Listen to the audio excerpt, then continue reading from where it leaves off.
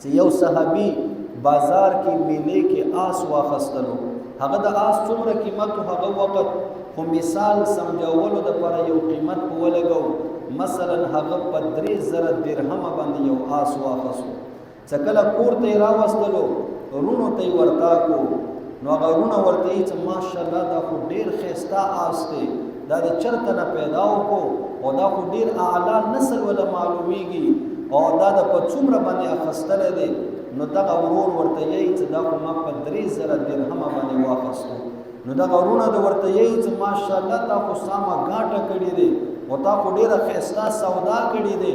دغه آس دا خو د 4000 درهم مقابل دی او تا خو پورا نفع وکړله. نو دغه صحابي وخت چې دا خبره پرېوتله نو سوچ کې شو اور بس پاره تللو، 1000 درهم نور راواخستلو، چې چا مې دغه آس اخیستلی و هغه مالک ته لاړلو، ورته یې چېرې تا کم آس په ما باندې خرڅ کړی و په 3000 باندې، هغه خو د 3000 نه و، هغه خو د 4000 و، نو زه دا نه غواړم چې زه دا ته تاوان درکم، نو دغه 1000 درهم دا نور ځان سره واخله. اور بیا یو څو ورځو بعد چې د آسیانو مقابله وه، صحابه کرامو به ګوډسواري کوله،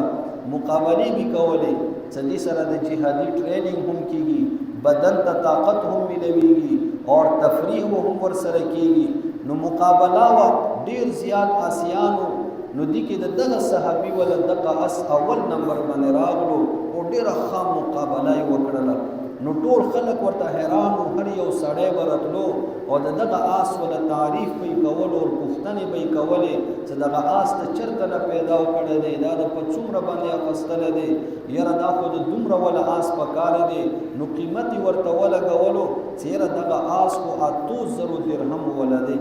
8000 درهم د دې ولا قیمت پکار دی. نو دغه صحابي چې کله دا خبره واورېده نو 4000 درهم یې نور راواخستلو اور هغه مالک هغه